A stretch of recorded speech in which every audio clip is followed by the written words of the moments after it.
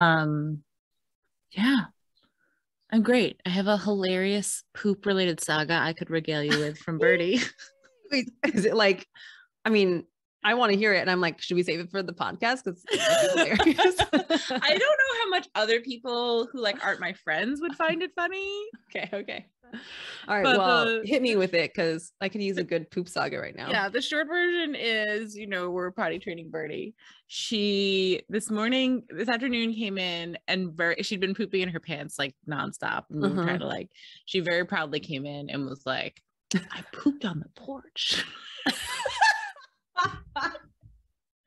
So we had to go and clean it up, right? This is the prologue of this story, Eva. Just so that she's kid logic. That makes sense. Because we've been trying to be because we give her the option, you can pee inside or outside, right? You can pee on the potty or outside. Because then she feels like I'm telling a kid poop story. Wait, this is so funny. My niece is potty training right now. Excellent. Yes. So I'm in it. I get it. Yeah. So, okay. So she comes in very proudly and announces that she pooped on the porch. So I was very proud of her because it wasn't a surprise pants poop. So, forward momentum. We clean it all up. We get in the car. We go to the playground. We're at the playground for 40 minutes. She comes running up to me. Couldn't look prouder and goes, I pooped by the Spider-Man climbing thing. Oh my God. She pooped in the playground. Oh no. In the middle of the playground. And then I looked down and there was poop covering her shoe, which is a Croc. So it's full of holes. Oh no. Wait, so I'm curious, is she pooping standing up or does she know how to squat? She squats. Okay, she's got the squat down. Okay, cool. She was so proud of herself because she was like, Mom told me to stop shitting in my pants. But were you laughing at this point or were you horrified or a combination? I mean, she's doing the assignment, which was stop pooping in your pants. And also I was like, okay, great. Next time, let's try to find a more private place when we are at the playground. So we go and I it's a crowded playground and I'm hunting for loose poops. Oh no. You could have been it was just my pet. Yeah. And then we go to the car, we clean the whole thing up, with the rogue, the wipes that I have in the car, blah, blah, blah. She goes back. 20 minutes later, she comes back. And she starts squatting in the grass right next to me. She's like, I'm gonna poop. Oh my God. Well, because she thinks she's doing this. She goes, I gotta poop in the private grass. I don't know. I kind of feel like she's just doing kids just do what adults want to do, which is if I could just poop in the grass and it was socially acceptable. Logically makes sense. Yeah, absolutely. And because I had used all the wipes with the first playground poop, I was out of wipes, so I had to sacrifice a pair of socks that Desi had been wearing, and then he was too hot, so he took them off. Oh God. I was the only option here is the leaves or my son's socks. And the best indignity of the whole fucking thing is that they were once my socks that he fucking stole. Oh my God. So that is, to answer your question of how I am, I'm great, and I have washed my hands a lot today. Yeah. You gotta be careful of that pink eye. Also, Cassie, I haven't talked to you in 1,000 years, so I'm glad this is our reunion story. Well, yeah, and Cassie, you and I have never officially talked, but I honestly feel like I have talked to you before, so I forgot that this was our first I guess real-time interaction.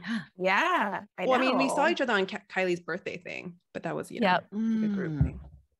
Yeah. Anyway, I know. Well, that's the thing is I'm actually really grateful that this is my first experience with you guys, because the thing is I was I wasn't really nervous. It was only until right before, and I think it's only just because of the subject matter and me we're talking about some of the problems of the new age, and I think that that's the old wounding of oh, if I'm speaking out against something that's going to give me backlash. Yeah, me too. Yeah.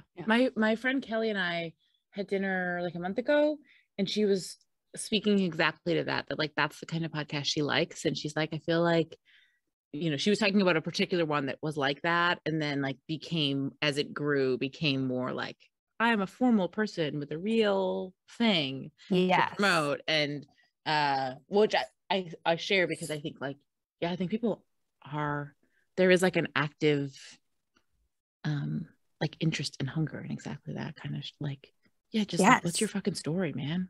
Yes, totally.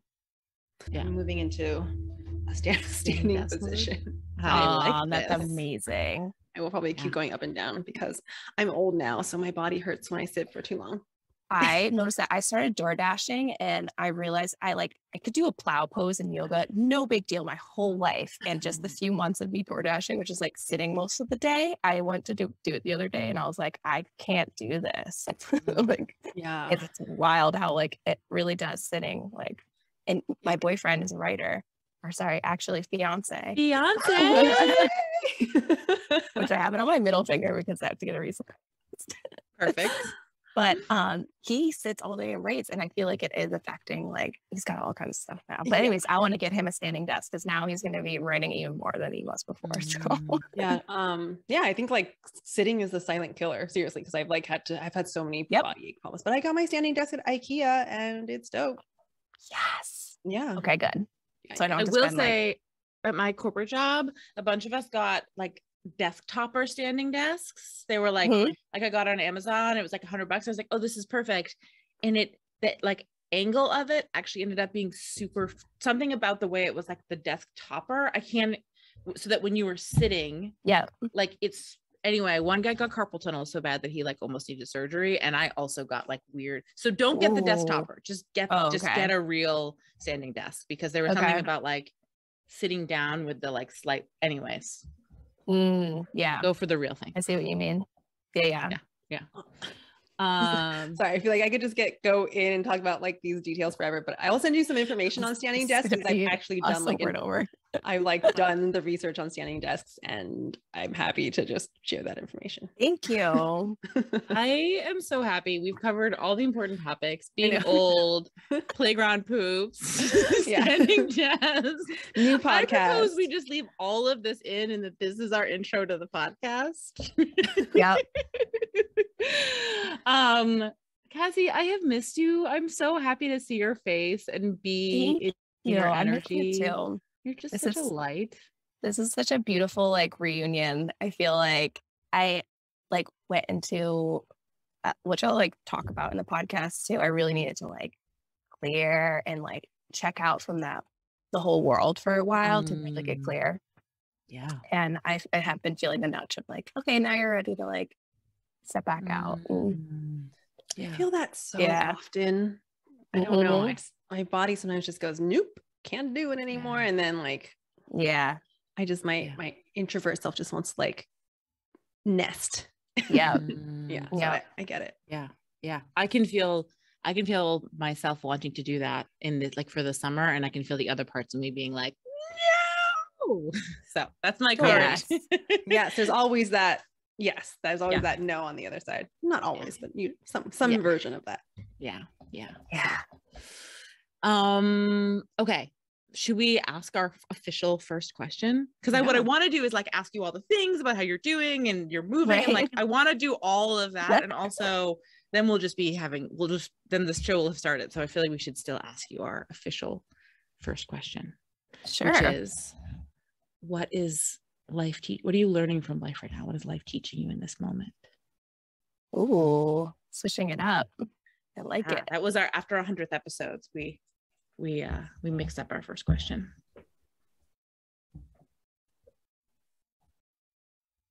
I would say right now, life is teaching me to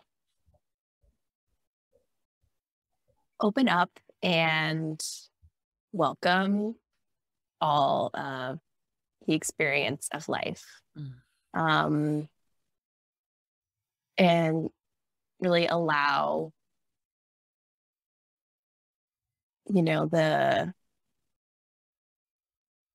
heartbreak and the despair, and also the ecstasy and the transcendence, and even like the arrows of life to really settle in and permeate in my body, and to receive it, to just welcome life as it is. I think I spent a long time, including the past 10 years, really wrapped up in the manifestation culture, which is, not all bad, but I did find that there was a perpetual seeking loop, or like a part of me that was always not allowing myself to feel whole in a way, because I was instead trying to force my reality to be something that it wasn't, or wish my reality to be something that it isn't, even if it's like in this positive thinking way of, which has benefited me as well. Sometimes in your life you need to encourage yourself to look on the bright side and try and see the positive. But I did notice that it was becoming a bit of a habit. So it wasn't until I was really like kind of knocked down a few pegs and I really feel like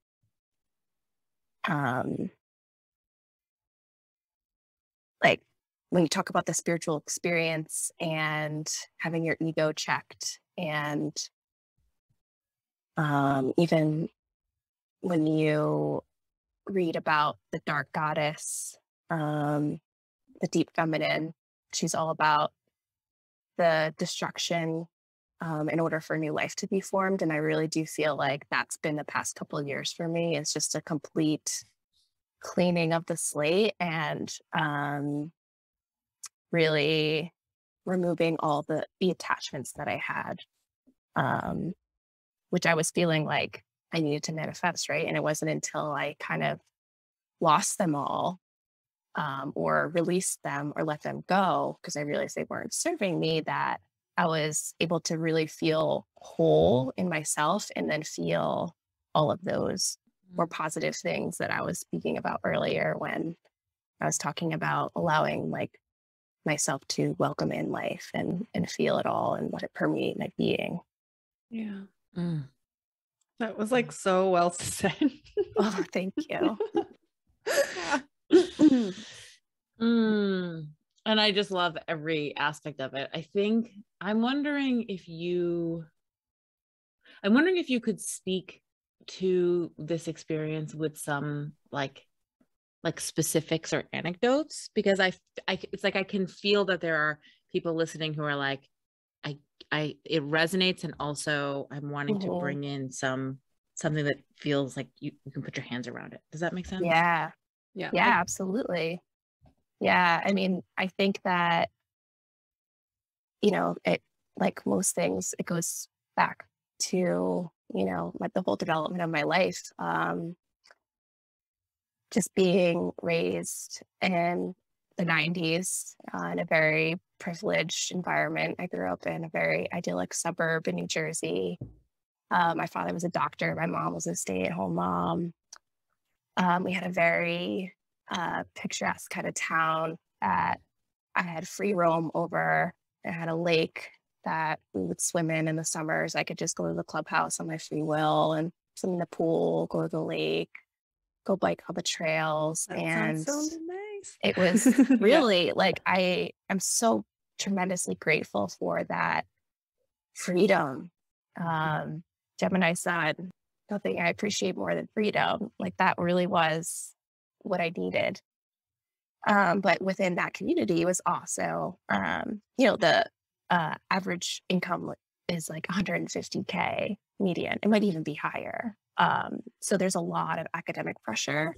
So as soon as I reached high school, the environment kind of changes, and all of a sudden there is this pressure to perform or to exceed academically in these ways that are very traditionally kind of fortressed in the system, right? And all for good reason, right? Like we all want to live like abundant lives and lives of security. And I was definitely set up for that track.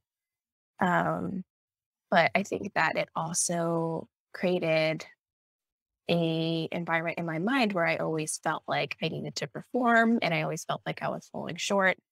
And I was very often abdicating my true heart's desires in what I or even my own authenticity, right? Who I really was and what I really resonate with in order to fit into what I was being told was successful, or the image of success.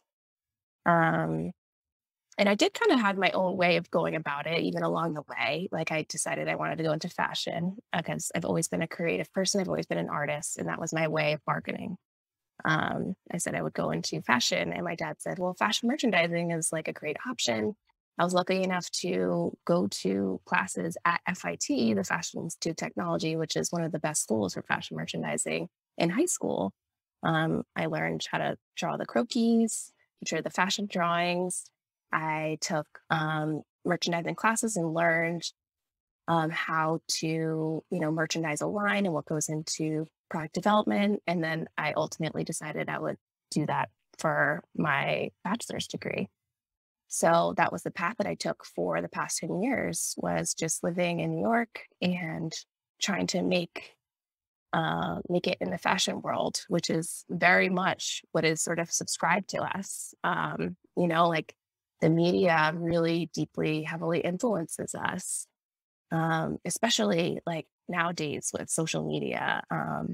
I really feel the influence on even the younger generations, even more so than our generations. Like I used to love getting magazines and being influenced by magazines, and sitting with my grandmother and going over the US weeklies and the In Touch magazines of like the celebrity gossip and who's doing what.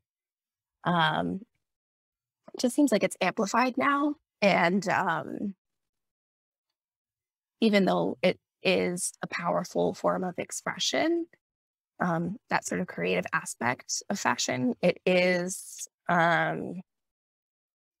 one of like the biggest sort of marketing ploys of capitalism to make us feel inadequate and to keep us consuming. And even on a deeper level from working in the industry, there are some pushes towards sustainability, but they're not really sustainable, not truly sustainable. And that started to eat away at me as I got older. I noticed that it was really hard for me to continue to show up in the industry, knowing that I was participating in and making a living off of just creating an abundance of things out of polyester, which is made out of oil, which is plastic, which never really degrades. And it's made by, these communities and third world countries that I didn't know that polyester was oil that was plastic that didn't. Good to know. Yeah, and everything now. And it's an amazing fiber. It was an amazing technological advancement. At the time. Yeah, I mean, the amazing wicking leggings that we all love. Yeah. Like, I mean, so was plastic. Plastic, that's the thing about plastic. It was like such an amazing invention at the time, but I don't think anyone had the foresight to see how bad it was going to become. Yeah. Anyway, sorry, I interrupted. Yeah. Well, no, but that's like all, part of it, right? It's just like us, like being innovative humans and not really knowing like what we're creating, ultimately. Yeah. Well, I also think like so much of what you're sharing so far is just like speaking to the ways in which capitalism is ordered, right? So that all these things that are like the values that we're living and breathing are really kind of like delivered to us on a silver platter from capitalism, right? Which is like, like what does success look like? It looks like getting good grades and having a fancy career and creating lots of money, and so therefore being really hooked into a system. And what does what do aesthetics look like? It looks like packaging and buying a certain kind of fashion, and and I think that's like a thread that what I'm like hearing and what you're saying is just the way in which these things that we love and that we value, and that I think you could argue we kind of innately seek out, which is like art and creativity and safety and stability. I think what you're speaking to is just how they get like distorted by capitalism. And then you're like, oh, wait, I still want safety and security in art. I guess just the way that I experience those now is like working a million hours a week to buy polyester clothes. Yeah, exactly. Right? I mean, well, I think that's going to be the theme of our I can see this being a theme that's webbed through this conversation, because I think you can apply that to everything. It's like the new age spirituality at its core being something beautiful, but then you take it and then you just like commodify it, and then it gets distorted. And same thing about manifestation, right? Which is kind of where you started this conversation of like, it can be really helpful. It can be really beautiful, I think, done from like a conscientious, sovereign place. And then you can totally take it in this other direction, and it becomes really toxic and ugly and confusing. Yeah, absolutely. Yeah. And so I feel like with what happened was I knew that it's almost like that's my intuitive sense in my body. I kind of knew that this breaking point was coming for me. I had almost a breakdown. I got let go. Actually, one of my initial manifestations was one of my first jobs. I was brought there on a field trip at school to this company, and I was obsessed with it. It was actually a brand management company. So they were sort of like PR and marketing, and they did like the aesthetic direction for big name brands, but they didn't actually do any productions. They licensed it out. But that was like what I was just interested in, like being on the creative end. So that was really intriguing for me. And I was so excited about it. I went and I actually got an internship there. And then after the internship was up, I was like, if you guys ever need someone, I'm totally like open to working here. I'd love to work here. And that was like a year and a half later, and I got a call from one of the managers there asking if I wanted the job. And then I ended up getting let go 2 years later.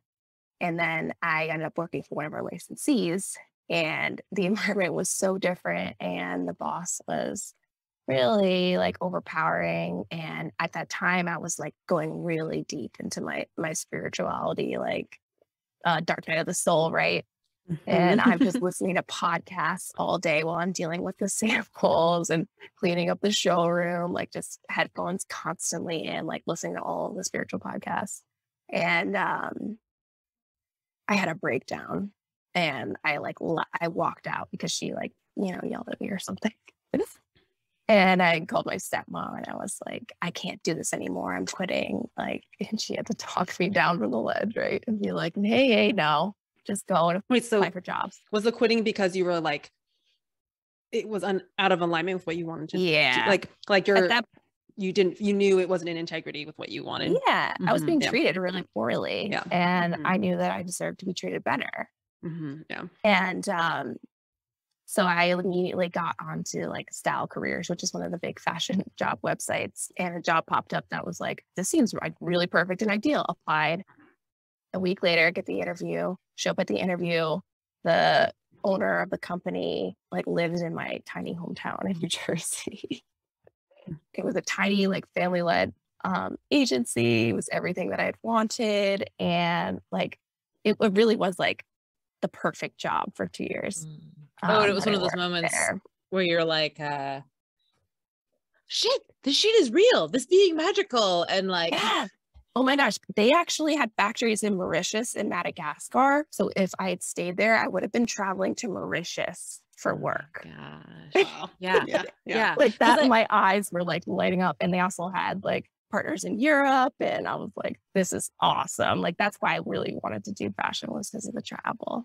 But it was this moment of first I got the job that I'd really envisioned in college, and then had a little dark night of the soul, and then found this other one. And something told me, because this was he was kind of an entrepreneur, and it was a small business. I was like, this is an excellent opportunity. I know I've always wanted to be an entrepreneur, and I know that I'm going to start my own thing after. I was like, I'll stay here for as long as I feel like I'm ready, and then from there I'm going to go off and create my own thing. I don't even know if it's going to be in fashion. It's going to be more in line with my values.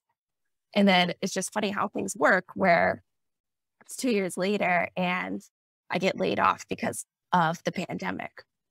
And then obviously, the whole world opened up to me, which is interesting. Because this was recent, or I guess, I don't know, because I feel like we're still in the pandemic. So I'm like, oh, this is I know, right? We're going on year 3, by the way. Lifetimes ago. Yeah. Even though we've been in this pandemic for 3 years now. So it wasn't that recent, but also, okay. Yeah, it was 2020. So, and that's when I really got back to my practice, just keeping my spiritual practice like really strong and really getting clear on what it is that I wanted and envisioning what I wanted. And it's just been sort of like following the breadcrumbs since then. Yeah. But obviously, like during that pandemic, it was also really heartbreaking because my fiance was also laid off from his job. He worked in catering, so that was done. There. And so we had to make a choice and to renew our lease. So we'd been in quarantine for 3 months, and then you're like, all right, well, we can't renew this lease. Jason's dad called him up and said, hey, I'm doing construction work in Florida. You guys can come down here, work with me, you can make some money. So we just at the time we were actually quarantining at my dad's house in upstate New York, and not in our apartment. So we had left suddenly. I guess it was mid-March when my dad was worried that there was going to be martial law in the city and they weren't going to let anyone out. So he just picked us up. He said, pack for 2 weeks. 3 months later, we returned to our apartment to pack it up to then like leave. So it was like this really abrupt uprooting from the life that I had for the past 10 years. And then I was really committed to, that dream and that ideal of like living in New York and being a New Yorker. I knew I wanted to like then maybe move upstate, when you have like the kids and the family and stuff. But I was like, this is my lifestyle. Like my career's here. Like this is who I really heavily identified with it. Yeah. You and I have talked about this before. Just, I know that I think we've like talked on Instagram and I've just seen some of your stuff, just like the identification with New York, which comes from like such a great love, I think, for most people. It's like, you just like love it so much, but there's an ego. There's definitely an ego. And eventually that ego will fucking swallow you alive. So you gotta like watch yourself. Which actually like has been the most humbling experience because we moved to Florida and there are aspects of Florida that are very like southern, if you will, not anything near like the New York culture. I'm from New Jersey, so it's like I've only known this. And then from there we moved to Delaware, which is very much bordering. It's very much more like country oriented. And now I'm moving to Illinois. And like the universe has really like brought me to all these different places. And it's been extremely humbling and ego checking all along the way. And I realized like how out of touch I was with like the average person. Like even in New York, you witness a lot of income inequality, the haves and the have-nots. Like it's most profound there than anywhere else I've experienced it, but it's really easy to overlook because there's so many distractions and you're kind of just like in your own tunnel, right? You just like walk past the homeless person and like go on with your day because you have to like I like wouldn't be able to like move on with my day if I really like stopped and like was emotionally responsive to all of like that's another way which capitalism is ordered, right? Is like is there's so much that is offensive and tragic that it becomes like tuning it out becomes a survival mechanism. So we're all just used to a certain level of like of horror, right? So I think totally like I'm just like keep coming back and being like, yes, capitalism is terrible. That'll be apparently my primary interlude in our dialogue. This is the story of my life though. Like so funny, like living with my mom. I've had a lot of experiences where like she'll gripe about something and I'm like, man, it's capitalism. And it's like the generational gap is she's just like, oh, like a look in her eye, like, and I think I'm slowly opening, cracking her open a little bit, But that depresses me though. I don't know, because I think that's that's something that we talk about a lot here. Adam and I, my partner, it's just thrown around a lot. This idea of like, well, that's capitalism, and it is, and it's like the systems and the soup that we're all swimming in. And there's something really depressing about that. I will just say, not to like bring this all down to another level, but like, I'm going to diverge for a second. And have you guys seen the movie Don't Look Up? Not No. Okay. Yeah. I watched I know the two-thirds of premise it or half of it, and then I got kind of bored. Oh yeah, I think we talked about this, Kylie. Yeah, you might have. yeah. And my fiance is like the official, like I go and watch the movies and then he gives me his review. And if it's not good enough, I don't bother. Oh, I kind of like that. Nice. I enjoyed it. Anyway, the point, I don't want to get too sucked into the point is, it's just like how it's hard to make change in the world when everyone's overwhelmed and no one can take responsibility, and then that becomes human behavior, and then we're all doomed. And then the end of the, well, I don't want to give away the end of the movie, but basically we're all doomed. Yeah. So, yeah. I don't even think that's a spoiler for that movie. Yeah. Well, is that, I don't know. I don't know. Okay, yeah, I'll keep my mouth shut. But yeah, so I don't know. I've been actually feeling a little bit down in the dumps about that recently too. Just like with, the abortion shit, like we're fucking regressing, and then just the war. I don't know, like everything that has happened in Buffalo. Yeah, what the fuck is going on in this timeline, y'all? Yeah. I don't understand. Well, oh, go ahead, Cassie.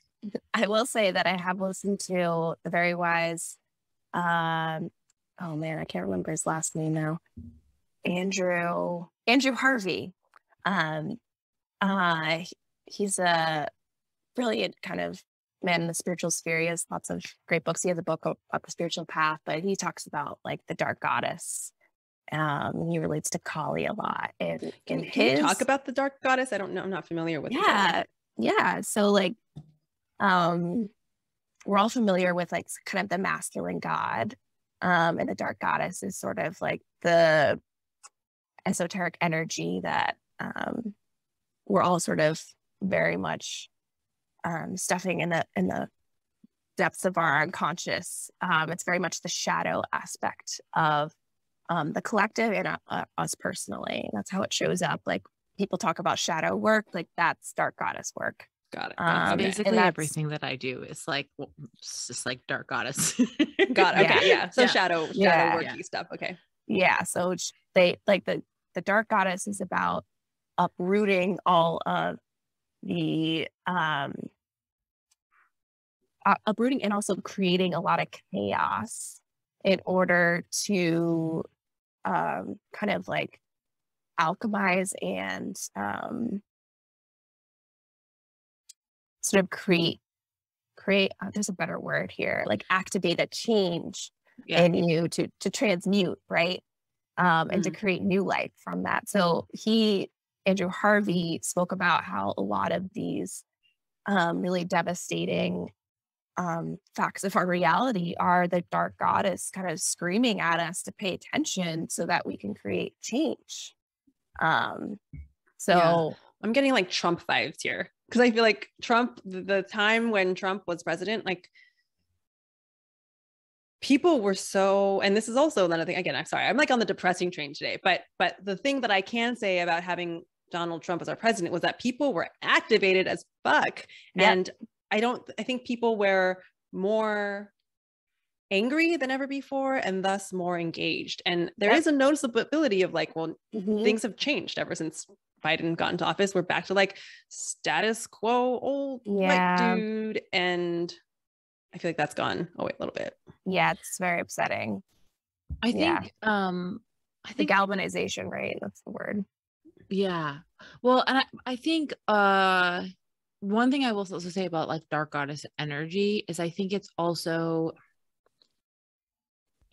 the willingness to let things die, right? Like dark goddess energy is like, it is like Lilith, Kali, like these goddesses who historically have been deeply feared, right? Like Lilith's whole thing is like God creates Adam and Lilith, and she's like, I'm not gonna submit myself to you, fuck off, I'm running off into the jungle. And then they create Eve so she will be submissive, right? Like, and like Kali just is like a literal goddess of death. I think it's I think your point of like the part of ourselves that we reject, right? It is our own ferocity that we stuff down.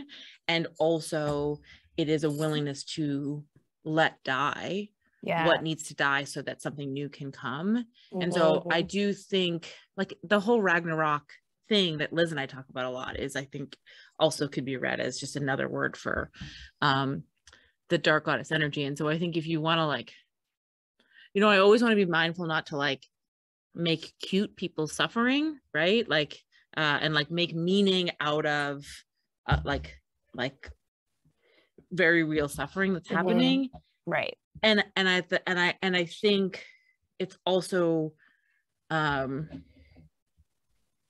it's worth noting, like, I think that our dark goddess energy is our own ferocity, like our own willingness to be powerful agents of change.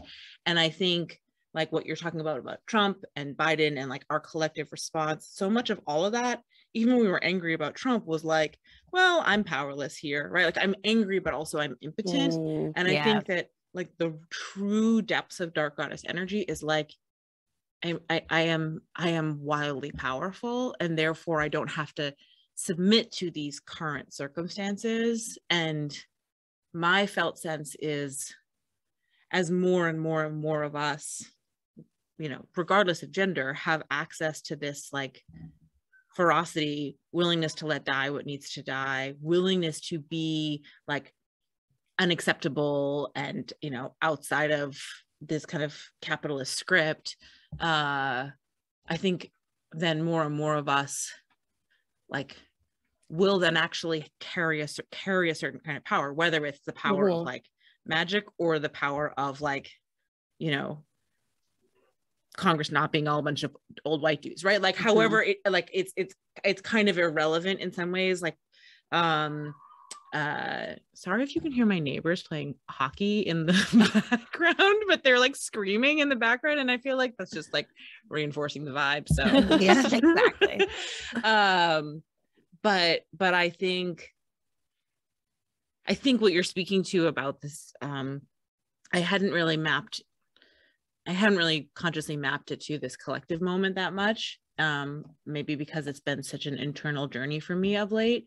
But I do think that my sense of hope isn't the right word, but I just have this very I feel very strongly that like if more and more of us have access to our whole selves, including the parts of ourselves that we're really invested in rejecting, like it is a requirement that things change. Like that is the inevitability. Yeah, we all need to take our power back, right? And realize that we do have, especially in our unity, right, as we come together and recognize that the people that are in power are very much outnumbered, then there's it's inevitable that we can create any change that's required. But I mean, that kind of brings me to this whole topic that I'd like to explore, which is like, why isn't this happening, and what does this have to do with the new age? Yes. Yes. Yeah. I think you are like in such good company because I think you expressed earlier like this idea of this cautiousness of like talking on a subject in which there might be backlash, but I don't know, I think anyone who listens to this podcast is like game for looking at the broken parts of this system. And also I don't know, I don't think anyone who's ever, I don't know, is that true? I think about it like, is there anyone who's like invested in spirituality who hasn't come across the dissonance and the ick? Like it's really it's part of the journey, right? Of the figuring out of like what is an integrity with you, what's true, capital T true, you know what I mean, like, and what's something that's just like a means to an end. And I also, just like for, I don't know, context for listeners, a couple months ago you did this really beautiful series of posts that was about like red flags in the spirituality, like in new age practices, just kind of calling out some, I think, pretty toxic bullshit that it's so pervasive and common that it can be, I think, hard to recognize, especially I think if you're, if the journey is newer for you, you know, then I think you're more, it can be harder to read. And so instantly I was like, oh my God, Cassie, please come on the podcast and discuss all the ways in which this thing that we come to hungry and thirsty, also to your point, even like, has a lot of ick. So introduce to us the landscape of toxic spirituality, or maybe you'd use a different word. That's the phrase I threw down. Yeah, no, it's definitely like the problematic aspects of this new age paradigm. You know, it's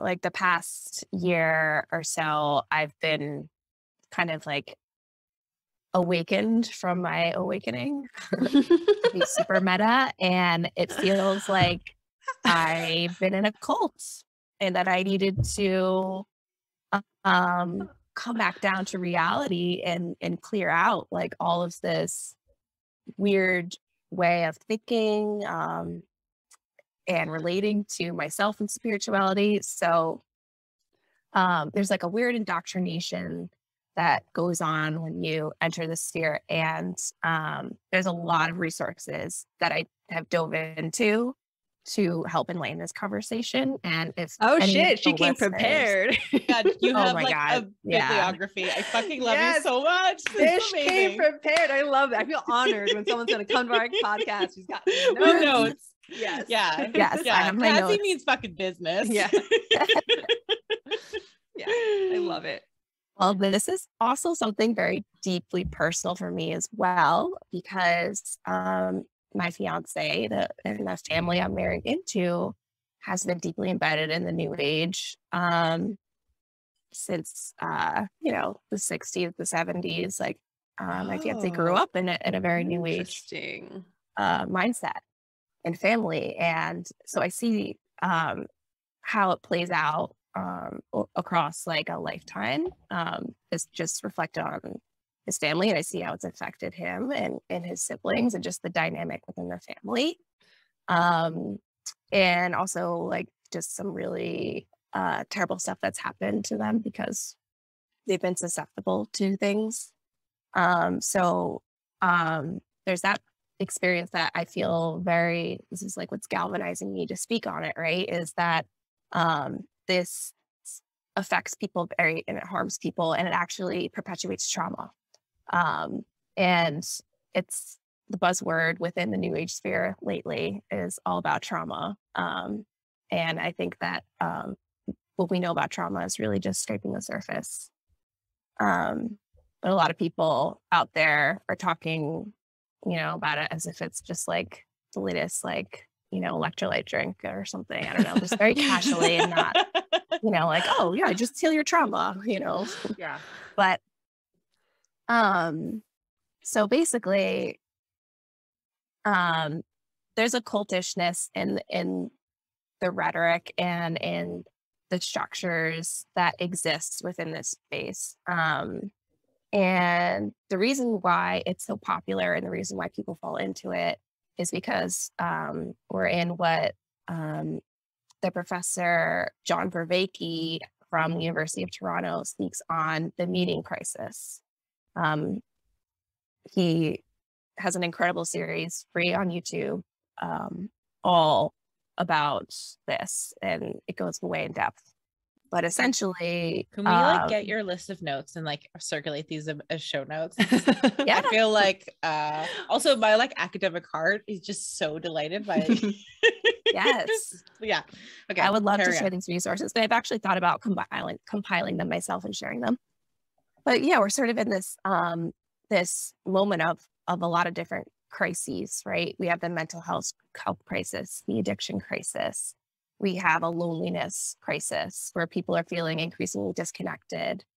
People are no longer having confidence in the traditional institutions, whether it be religious institutions, political institutions, even like social and community institutions.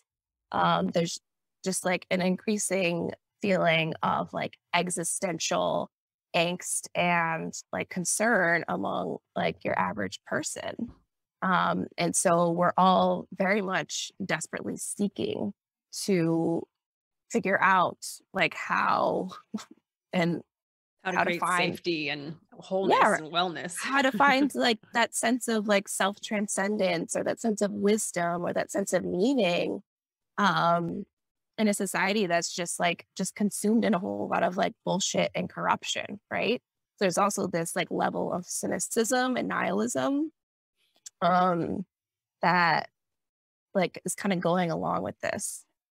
So you also have the people who like myself tend to look on the brighter side and try and be like the unflinching optimist, right?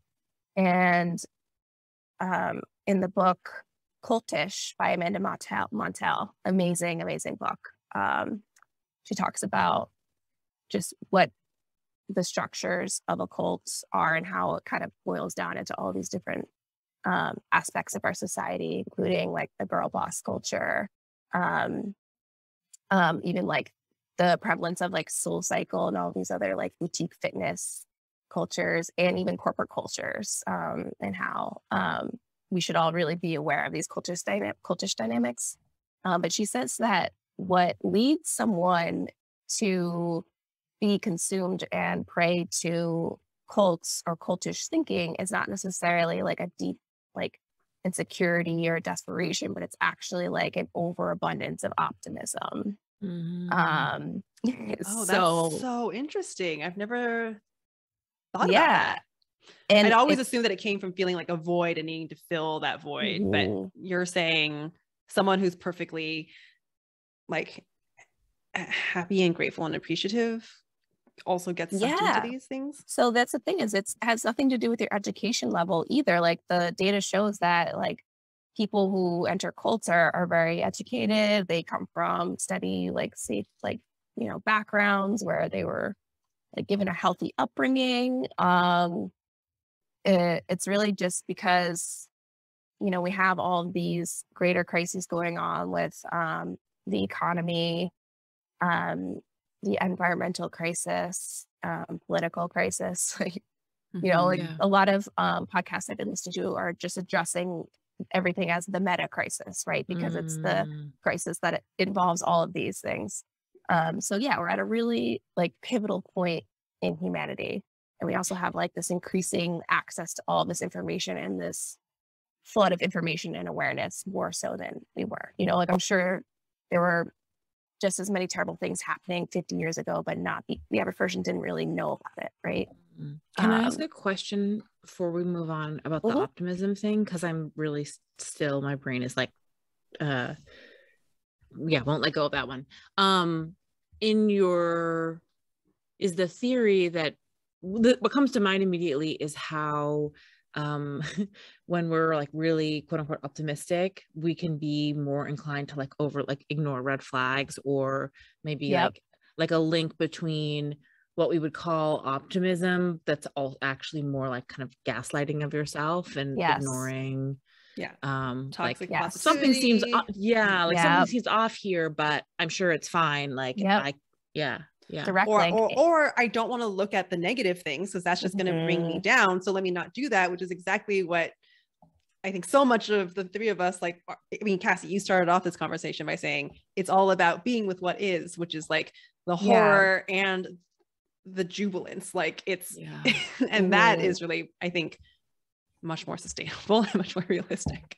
Much better for the nervous system. But Kylie, you're totally right. They actually found that when you're in a cult like dynamic with like a leader, these people are kind of more inclined to see the better in this person, so they like continue to engage, and they overlook the negative aspects that are sort of like tied into this. And then they're also kind of roped into usually like a cult or a cultish dynamic centers around like a vision for a future or something that, you know, they're going to bring forth, which is really something that we don't feel we're getting anywhere else in society and culture right now. So that is so interesting. So then that's why the new age is kind of like blowing up, like Yeah, because I can see that speckled through so many different areas of what I see online, which is like the new age, but also like the business sphere of like, you know, being like a boss bitch who like, I don't know, does this with their income and like, yeah, I don't know, the glorification, I think, of a certain way of being. Or even the entrepreneur trap of like how that somehow is supposed to be, that's like you're selling this dream of how things could be in this future that we all get to share together. You mean how business coaching is like low-key a pyramid scheme? Right. Yeah. And that like the thing that like I started questioning was because it's very much prevalent in the spiritual sphere, right? It's like, you're like a light worker or starseed, and like you're here to offer your special healing, and like this is how you're gonna be like taking care of like your life. They kind of like, I think people interpret that as like, oh, okay, so this is like how I can make the majority of my money, so therefore like they can like justify like, you know, charging these ridiculous prices because they think that that's like really like, I guess it's okay that's because that's what everyone else is doing, but it's also like what I have to offer is like unique and like no one else can access this except for me. So there's this like kind of exclusivity around it. And there was like another point that was connected, a thread that I was going to connect it to that, but I lost it. While you look for that thread, I want to also come back to like, so we're talking about the like cultish dynamics in general of like overlooking red flags and like, you know, this kind of quote unquote optimism that really sounds in a lot, I think it sounds more of like just actually ignoring like outsourcing the answer, right? Like, like this, you know, this person must be right, so my concerns are wrong. I'm going to choose to look on the bright side.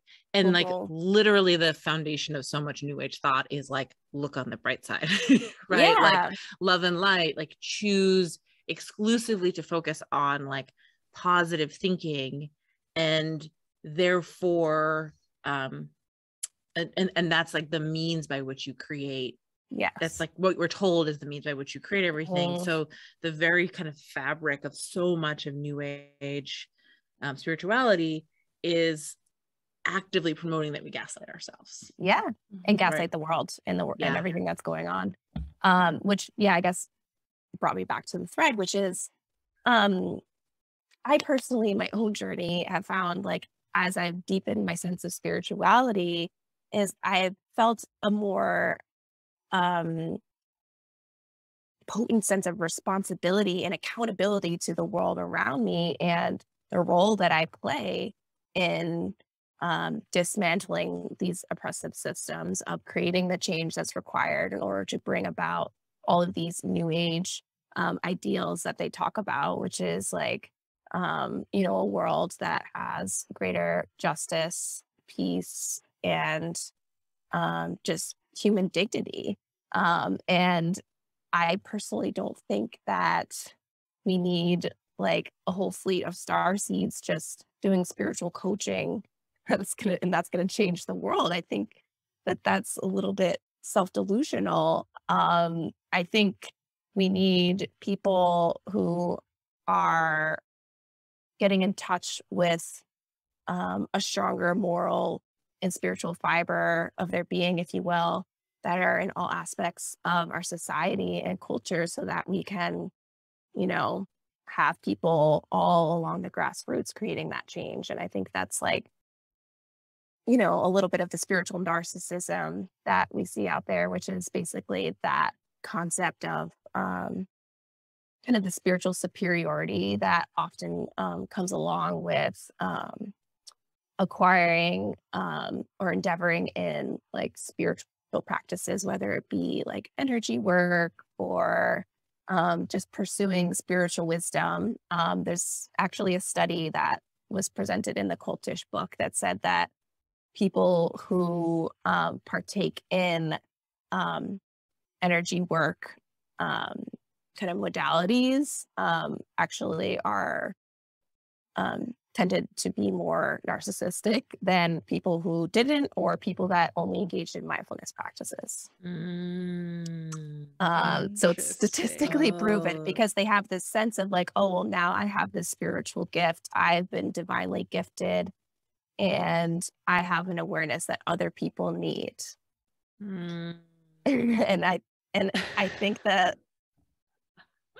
you're just waiting for Mama Kali to come and smack you up and knock you off your high horse there, or you just resist it and perpetuate. But that's kind of like what I see right now happening in this space. And can we actually pause on that? Because I feel like that. Yeah, I want to dig in. I want to dig into all. Yeah, like, even just like your reaction alone, I was like, I just actually want to like hand the floor over to you, because. Well, okay. Well, I don't know. Okay, let me think. I do have lots of thoughts. I'll try and formulate them the best that I can. I don't know if my words will keep up with my mind, but first I want to say, at some point in this conversation, I can't imagine that we're not going to spend some time diving into like the nuances of this, because that's where it gets tricky and confusing. Like, because and in a way, Cassie, like, you are speaking my language in a good way and also a bad way, because Kylie, I think you of all people know that I have this sort of like insecurity sometimes where I'm like, I feel like I'm doing something good, and then I'm like, I feel like I'm constantly checking myself. Like, is this an integrity? Like, is this going to be misconstrued into the wrong way? Like, if I say that I'm fully in my power and like all this stuff, then I like go back and like, it's just, I get into this like circle, which I think is healthy. Okay, well, I think this is where to a certain extent, but to a certain extent, this is where it's almost like I don't have an answer. It's more like I want to ask you two ladies, like, is it healthy? Because Kylie, you've seen me, I feel like, do the loop-de-loop, but you know, I also have to hear what you're saying, Cassie, which is like, this is exactly this sort of like introspective self-reflection is also what keeps you from becoming the narcissist that's like, I hold all the power and I can fucking cure, you know, like I just so don't want to be that person though. So I'm just constantly doing this dance, and I would love to know what you ladies think. Well, I think it's a balance. I think that's, and like you said before, I also want to call out that I am someone who does energy work every day. It is like a pillar of my life. It's totally changed my life, and I am very much embedded in the new age. This is like the sphere that I swim in and that, you know, I engage in. So I just want to just disclaimer. Yes, this is all heavily nuanced. And I think that that's actually one of the things that I think social media has kind of taken away from us, is that we've lost a lot of the nuance, and that we can't like make a statement and really state fully like what actually is going into and what entails, which is actually the purpose of these conversations, right? Is to actually get into the nuance. But I think that it's a balance. I think that, you know, like we all talk about the chakra system.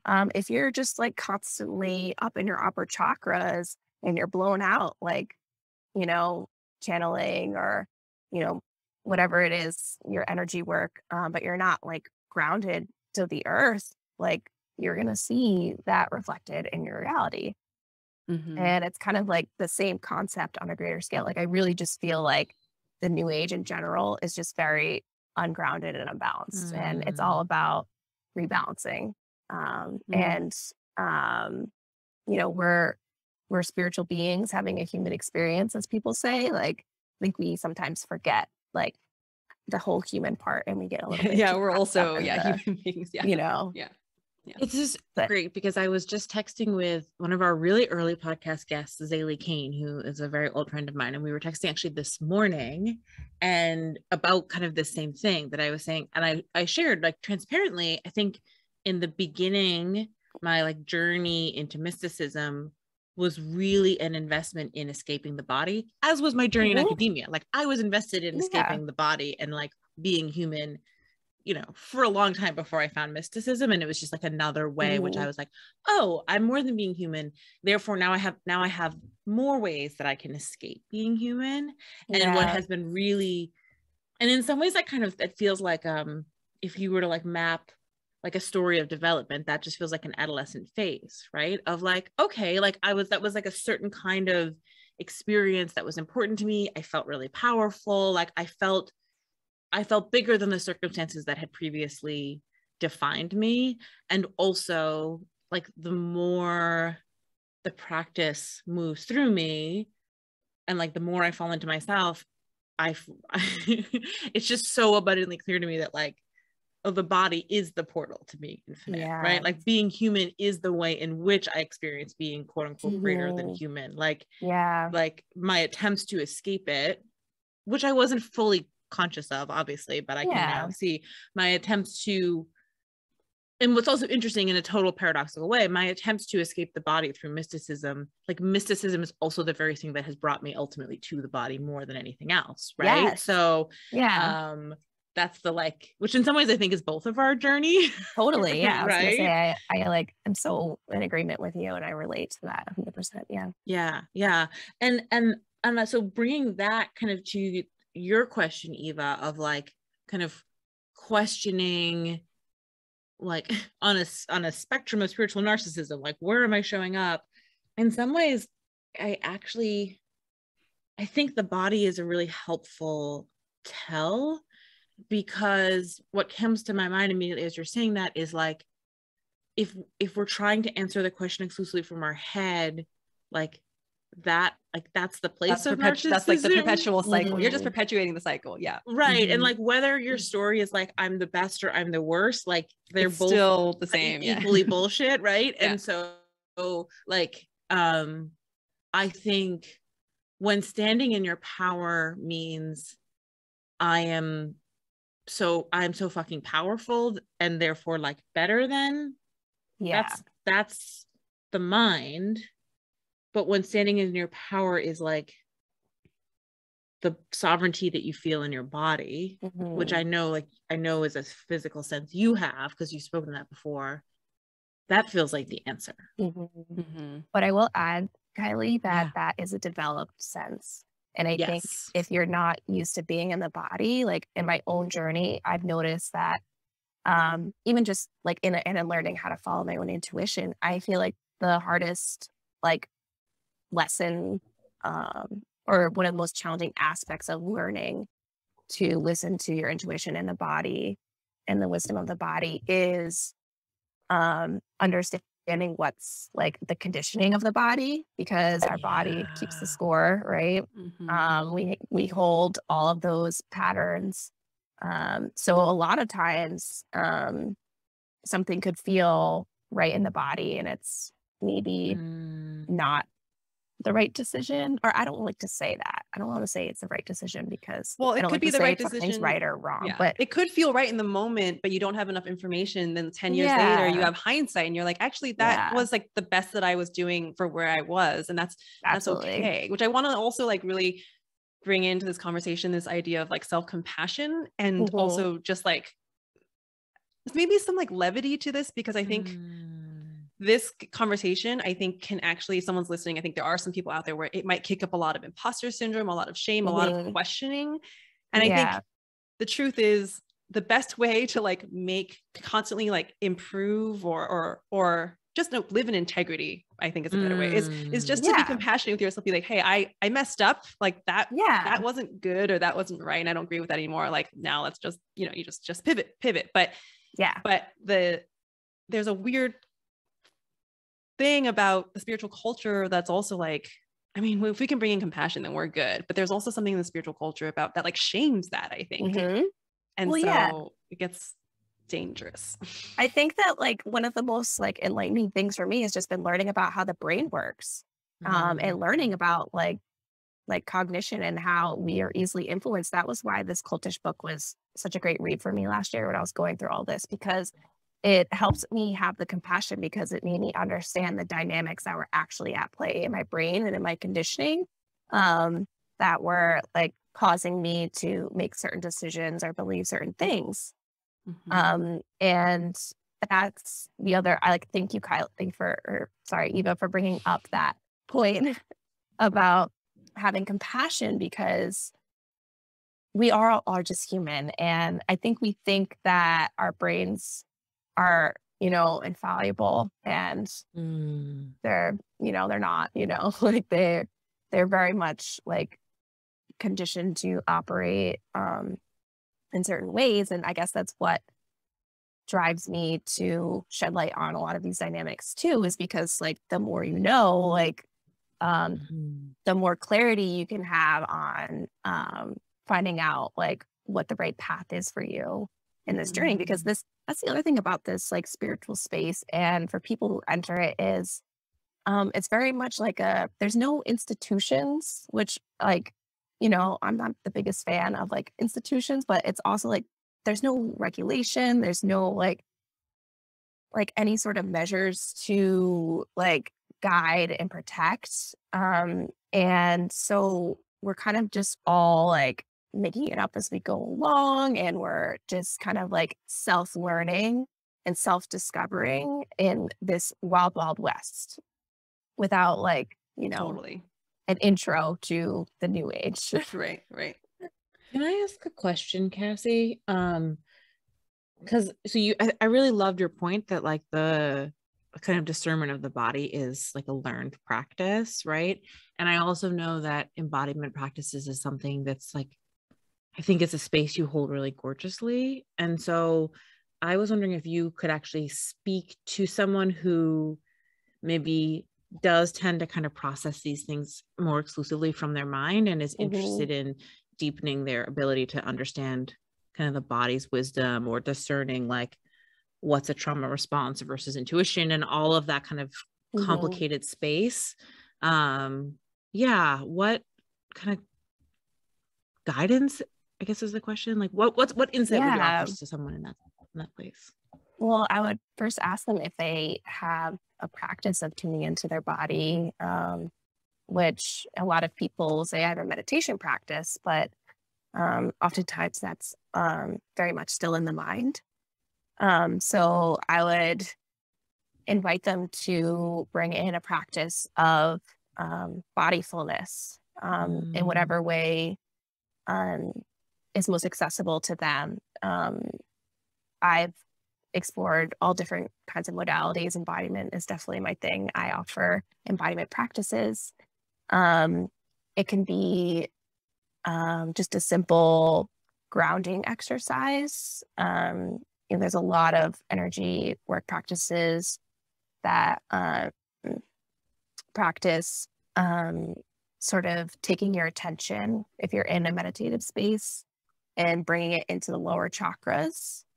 There's practices where you bring, similar to yoga nidra, where you bring your awareness to all the different parts of your body.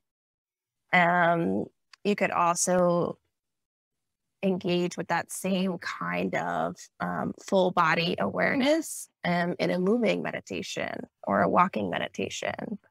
But really, it's setting aside time at any point in the day to just do nothing. It's setting aside the phone. It's not meditating. It's just checking in with how you feel.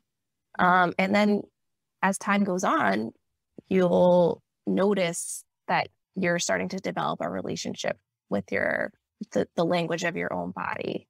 And it's sort of like mindfulness, right? When you first begin, it's a little bit like awkward and you stumble and it's uncomfortable.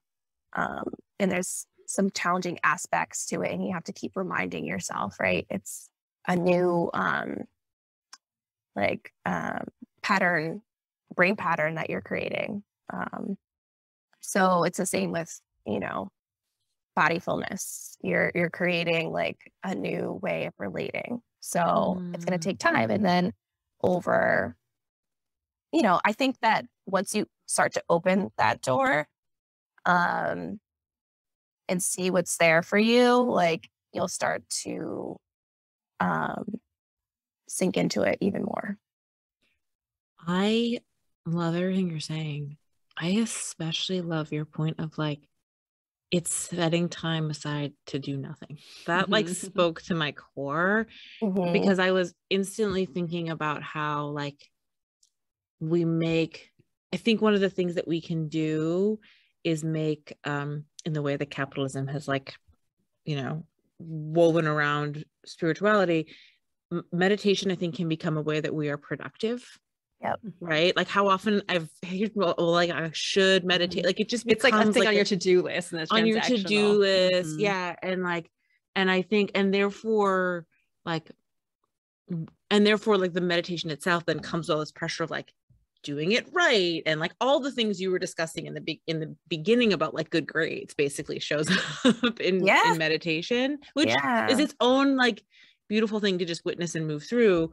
But I think there's something. Sorry, as a meditation teacher, I also have to say, I think it depends on also how it's taught, because I think, I know that for me, like in the beginning, that was very much my practice, and over the years, I've realized that that's just like not helpful. And I think if you have really good guidance, then your teacher will be like, actually, meditation can be a variation of so many different things, including being in your body and including doing nothing. Like doing nothing is a form of meditation. Exactly. Yeah. Right. Like I started out with mindfulness.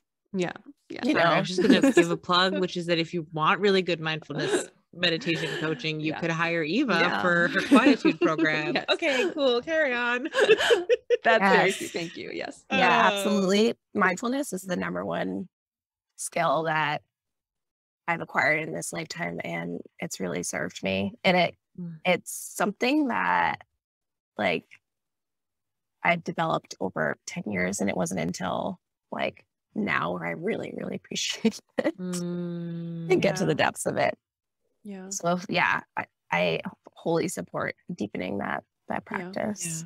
Yeah. And sorry, go ahead, Eva. Oh no, I just wanted you to keep talking about the doing nothing thing, because I'm like, yes, that's like exciting to me too. Well, because I was just thinking of like, so my uncle, I think I've mentioned from the podcast, my uncle is a Zen Buddhist, and so like growing up, he's someone who I like asked a lot. Like he was like, you know, one of the like, I think first spiritual teachers that I had in a lot of ways. And I remember asking him about like, well, okay, I want to have a meditation practice, and like, how do I meditate? Which, totally transparent, I don't have a regular meditation practice. That's like still not, if you define it as like at a certain time any day I meditate, right? And anyways, I remember asking my uncle, like, you know, what do you do? And he was like, well, I make my cup of tea in the morning, and I just sit there quietly and drink my tea. You know, he's like, he then does like kind of set a timer and have like a formal practice, but he's like, but the first thing that I do is I sit on my pillow with my cup of tea, and I just drink the tea. And I fucking love that, because it is this beautiful way of like experience, right? Like of like feeling the like nug and the warmth and the taste, and I also think there's a way for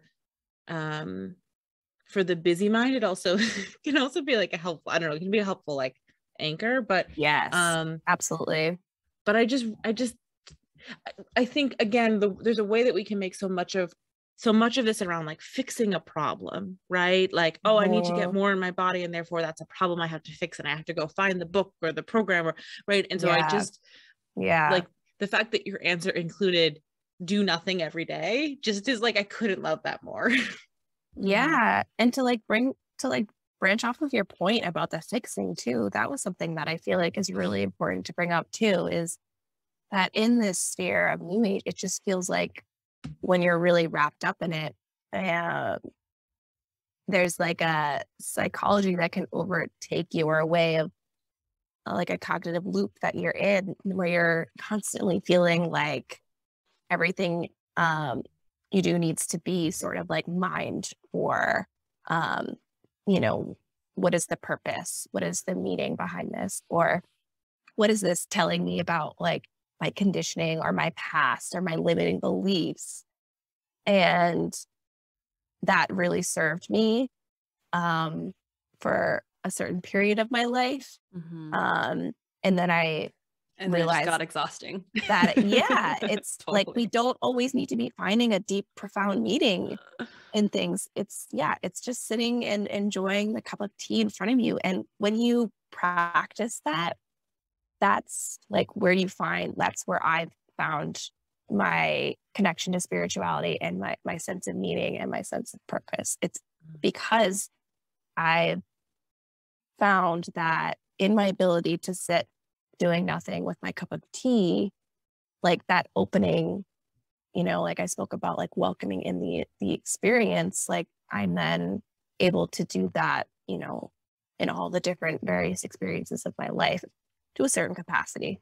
I'm still a human being, and there are plenty of times where my body checks out, just to be real. But I think that, like, I used to go on vacation and be so like high and elated and feeling like I just couldn't, like, it's like I couldn't contain it, you know? Like I was like taking a million pictures because I felt like this can't even be real. Whereas now I feel like I know how to savor a moment and to be deeply present and embodied in these moments. And I feel like, you know, that's what really opens you up to like the rapture of the divine. It's in these simpler moments. But I do feel like, you know, these big mystical experiences that people are seeking, like through like psychics or various other channelers or with psychedelics, like are an important kind of like way of opening up to that. But I do feel like there is like a there can be an attachment to it that like, oh, this is like the only way to find that kind of experience and that rapture, and that's the only thing that's, you know, that's God, right? Like you take a psychedelic and you're confronted with God and you're like, this is amazing, this is incredible. And or, you know, and then it just leads to more seeking, though. That can lead to more seeking and more attachment. Because you're hooked into that experience and that high, right? Of like, you get really potent energy work, and you like, it is a kind of high, right? You're like, oh my God, you know, there's a certain kind of feeling that can show up, and completely it can become this kind of like where do I get the next hit of like whatever the thing is, right? Whether the next hit could be like a potent energy work session, or the next hit can be the serotonin from our phone. Like there's actually it continues to be a seeking externally. I want to talk a little bit about what you said about, Cassie, how you were talking about like some of these things have served you for a season. And I just want to come back to that. I feel like again, this is just, you know, I always play like devil's advocate. This isn't me playing devil's advocate, but like just wanting to like level the playing field a little bit, because I think, so what you're talking about is like so interesting to me, because I think I've been there too, where for a period of my life that positivity or manifestation or something, those things like affirmations, like they actually were like, were so helpful at that time in my life, and they like dug me out of these like really dark places. And so I think the part of the process is like, it's subjective. So like none of these things are good or bad, but I think it's about the consciousness behind, like with how you are doing it, like the intention behind how you're doing it. And then also like where you are in your life. And this just takes like discernment. Because the thing absolutely. About, like doing nothing is like the irony of that is someone could take doing nothing and turn that into a doing something, where they're like, okay, now I have to go I'm going to put this in my to-do list of like, let me do nothing, but then it becomes transactional. And I think it's all about like, you have to do it without the agenda. And I think that's like really hard for people. Like I've literally had people ask me like, well, if I have no agenda, then why am I doing it? And because our whole society is built on, there needs to be a cause and effect, like a reason. And I'm like, you're going to have your mind blown. Like if you discover that you can just do things for no reason at all. And it doesn't have to make any sense. It doesn't have to have an outcome.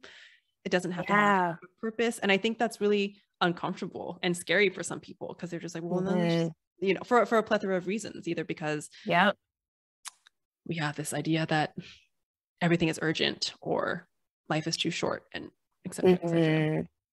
But the bucket list. But I guess what I'm trying to say is like, as someone who I think went from like really benefiting from, I think, turning my anxiety, like my, I think, positive a positive way of living was really helpful for my anxiety. And then coming into a place where actually I'm like, okay, well, everything is allowed and everything is just being with it all has been really helpful. But I can also see myself in another iteration at some point down the line, going back to like, oh, and also positivity will be good for me right now. It's like, none of it needs to be rejected. It just needs to be filtered through like, and that's hard to do, I think, sometimes. And I think it becomes a more, you become more skillful, I guess. Yeah. If you know yourself better. Yeah. Like, I'm really glad you brought up the discernment part, because I do feel like that is like the key, right? And that's what I find when I tune into my body is my discernment, which is that ability to like really tune in to the kind of story or the narrative that's going on in my head, or the thing that I'm like wanting to achieve. Like if you're someone who's like seeking guidance in this space, really questioning like, what is it that I'm seeking? Why am I seeking this? And listening to see like what comes up, because once you understand those deeper layers of like what's going on, you can usually find the right answer there. I think it's really important to know like the deeper layers and the why. But for me, like, it's hard to do that if I'm fatigued and I'm burnt out, or I don't have any time to myself, which I understand is a very privileged thing, to have time for yourself. But if you can spare it, even if it's just, I'm going to eat my lunch here and I'm not going to look at my phone, I'm not going to talk to anyone, I'm just going to be with myself.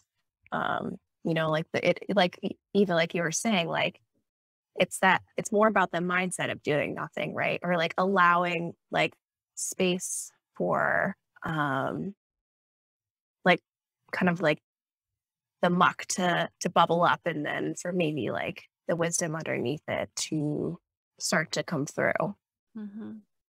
Yeah.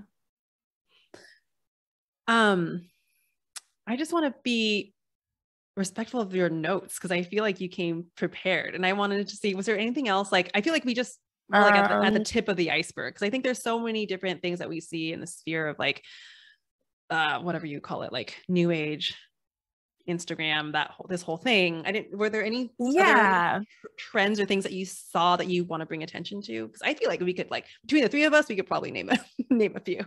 Yeah, I mean, I guess I just like the roundabout thing is that like there's a lot of vulnerability in like the group of people, or the like all of us are very vulnerable, but especially like those who are seeking like in this space. And like if you're suffering, really, like if you need help, you're like, and that's a lot of most of us, and most of the people that end up in these spheres, like I'm including like the holistic wellness sphere too, like they're usually like people who've already exhausted all their options, right? They've already gone to therapy and they're still not feeling like, that sense of profound meaning. And just be aware of like the power dynamics that are at play, and to listen to your discernment. Like this is a weird space where it's sort of like mental health mixed with spiritual guidance. And maybe if you're dealing with trauma or other challenges in your mental health and you're not seeing progress with a therapist, maybe seek out another therapist. There are other modalities. There are very different modalities and ways of approaching therapy. Like maybe you could approach a different type of therapy. I feel like therapy gets a bad rap in the new age space, and for good reason. Like a lot of the buzz about being trauma informed is also something that needs to be integrated into the mental health sphere as well. And they're the ones that study trauma, right? There's a lot of therapists out there that aren't trauma informed. So, but I guess it just goes back to like just this dynamic that I feel like needs to be called out and brought attention to. I think the point you just made about trauma and therapy is really interesting, because I think it's such a complicated space, right? Because, you know, I've shared pretty openly on the podcast that, like, personally, I mean, I have a therapist who I've seen off and on for a decade. Like, she like feels almost like an aunt. Like, she's like a very special person to me and has like been a tremendous ally and is brilliant. And also there was a point in which in my journey where talking was not helpful, right? Like, I reached a point in which like I needed resources that were about moving around the stories and the grief in different ways. And so like energy work in particular became this like incredibly expansive space. Like, it changed my whole life, right? By going again, and as someone who like still sees the therapist when it feels right to go see her, right? So like, huge fucking proponent of therapy, also huge proponent of meds, right? Like, I was doing all of them at the same time, like big fan of getting all the tools that you need. But anyway, so it's this, I have this really complicated relationship where sometimes I think like the downfall to therapy is that it is so in the mind, and so much of what we experience, like that's, you know, we're talking about like getting into the body, and therapy is just like not a good tool for that. And also spiritual energy work is just like this completely fucking wild field. And so here you are, this like, you know, bringing your like deepest, darkest wounds to like, and I have been held in tremendous hands. And also I can see a completely different path in which you're, you know, not held tenderly, and you can be, you know, I don't know, really fucked up. And so it's a complicated, I guess it just goes back to this idea of discernment, but I just wanted to speak to, I guess, just like the intricacy of my own experience with exactly this dynamic that you're speaking to. Yeah. And I just want to chime in and say, again, that's why it's so hard, because it's not so black and white. And it's like, discernment is even hard, because if you're like really struggling, it's hard to ask you to discern. When you're in the throes of panic, like, trust yourself. That's not always available. I will say, I freaking like, I like still keep in touch with my therapist that I had for like 10 years. And I adore him, and I would not be who I am today actually without him. And I've had a couple of therapists who I just like am so grateful to, because they were just such a resource of everything in my life. And then I hit a point where same thing. I got really frustrated with my therapist, and they were like, I was not getting anywhere, and I was getting like annoyed. And honestly, me signing up with some of my spiritual mentors has been like, it was different, but it was what I needed at the time. And that was also just like completely life-changing in the same way that therapy was. I was just in a different place. And I will also say, I've had clients who have told me that, and I like always tread very carefully with them. I'm very clear about like, I'm not a therapist, I'm not trauma-informed, like, you know, I will set my boundaries and everything. But I've had people be like, you've helped me more than my therapist has in like 10 years, or like, I've stopped seeing my therapist because she was fucking pissing me off, and like, this has been amazing. And so it is a very tricky thing that I'm still always trying to contend with as well. Yeah. I thank you for sharing that. I mean, I feel like that's definitely my own experience as well. Like, I think that therapy is sort of like the first step. And I think that a lot of like these dynamics that we're talking about are like, people like are more vulnerable to them when they haven't like kind of maybe worked out some of those other things that like you traditionally work through with a therapist. I also think, which is just therapy is just like, seems like maybe the prequel to like energy work. Because that's the other thing, is energy work will open you up, and you'll have to like handle like your own shit for a while. Like Like maybe it's good to have some tools. Or it's good to do in tandem, maybe like have a therapist that you can then maybe feel comfortable sharing like maybe more spiritual experiences with. Yeah. And I think I'm sorry, I thought of like 7 things at once. I think what I want to speak to is how, whether it's a therapist or an energy worker or a like quote unquote spiritual teacher, like if that person's not making you feel empowered, then like that's not the answer, right? Because to me, if I think of like the number one red flag, which again can be a complicated thing to discern, but I think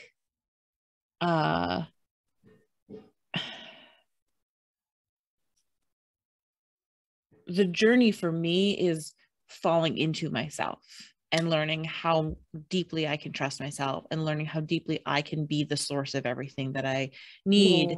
And that being not like a, you know, slogan, but like an actual like felt experience that, you know, provides the resilience when when the thing I'm moving through is very complicated. And so if you're getting support that is creating for you an experience that support has the answer, whether it's a therapist or, you know, perhaps especially, you know, an energy worker that you're paying thousands and thousands of dollars to, like if you are made to feel as if you don't have the tools and you have to rely on this other person to give you what you need to move through it, that to me is a really big indication that maybe this is not long-term serving.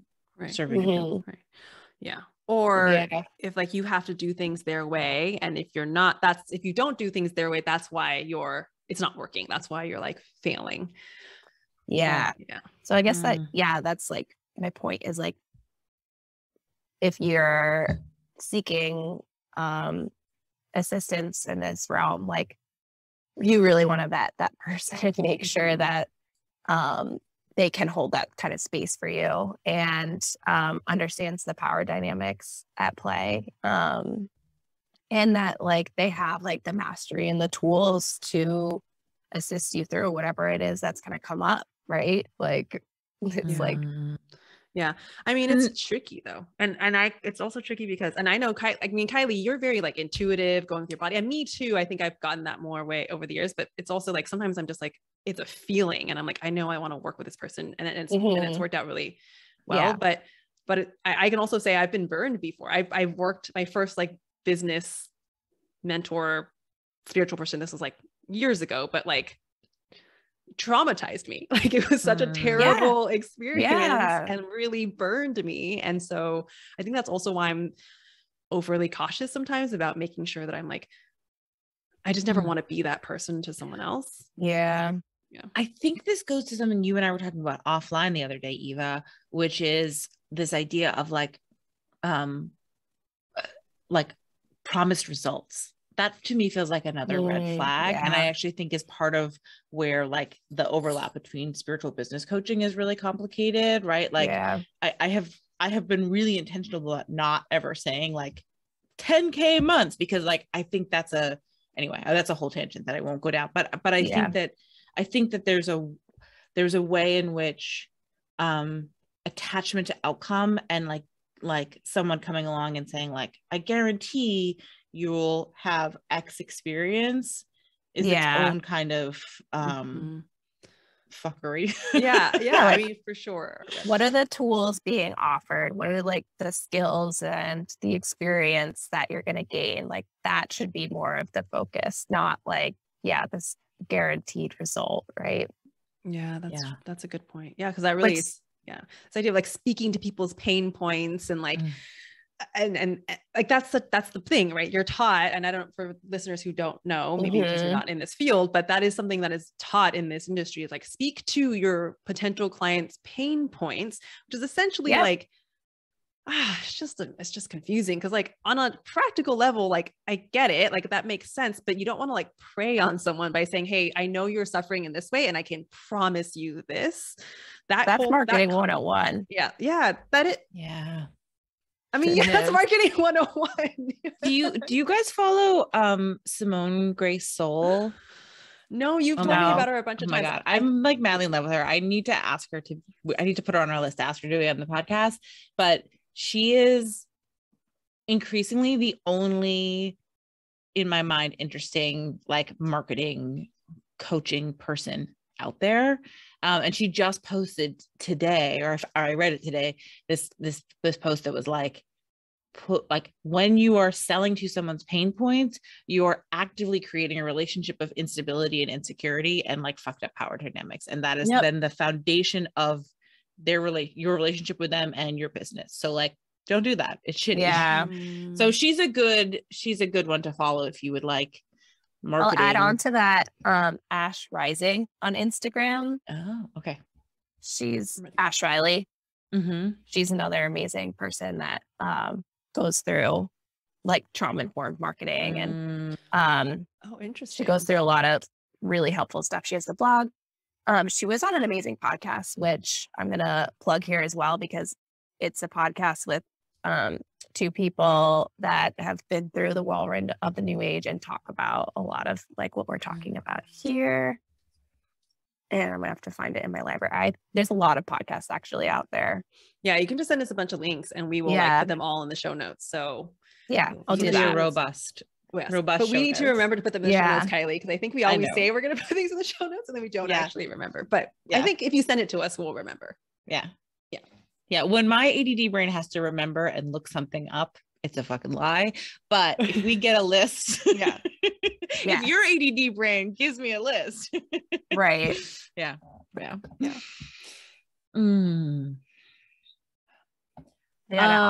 My last point was also that Trump is a second generation New Ager. Just want to call that out. Wait. Can you explain that? Norman Vincent Peale of the Marbletown Church is the author of The Power of Positive Thinking. And it was like a huge bestseller. Like you could probably still buy it now and it probably has lots of praise on it. But that was the church that Trump's family went to. It's a church he went to. And you could very clearly see how this new age thought of like, I create my own reality and in this own little bubble, right?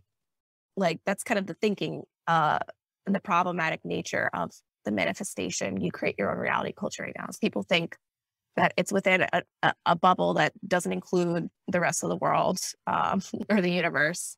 And you could see it in the way that he, would just make bold-faced lies about like how, that great, is so all the great things he was doing and what people were saying. And it's because like, that's kind of like the thinking, so it's just like, it's kind of like I guess I want to like throw that in there as like, if we continue on with this culture as it is without accountability, without integrity, this is the kind of thinking that it leads to. That is so interesting. Really like mic drop moment here. Yeah.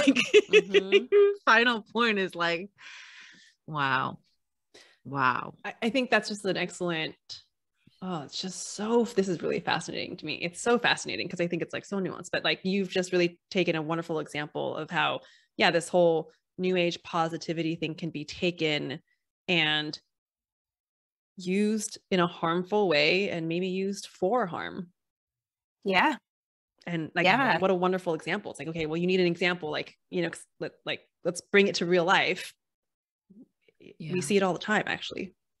Yeah. I mean, there's a whole talk with Alex Ebert, big fan. He's calling out a lot of this stuff too. He's the lead singer of Edward Sharpe and the Magnetic Zeros. I love that. Yeah. Amazing. Wow. Flashback to 2004. I know.